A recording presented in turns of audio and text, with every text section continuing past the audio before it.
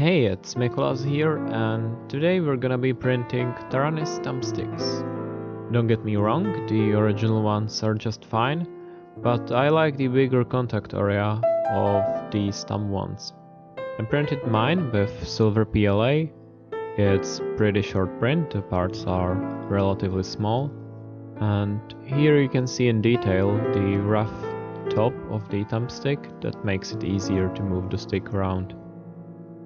Remove the original sticks. I store them in the radio suitcase just as backup. And obviously the printed parts don't have the thread, so the first time you put them on it's gonna be kind of hard, but once you make the thread it's super easy to remove them. After replacing both sticks, I jumped into DRL simulator.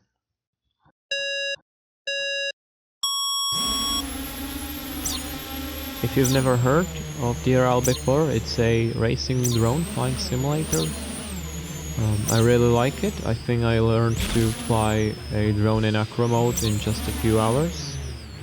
Let me know in the comments below if you'd like to see some more drone content.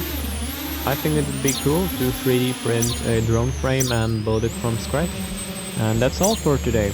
I'm gonna leave you with the rest of the footage from the race round.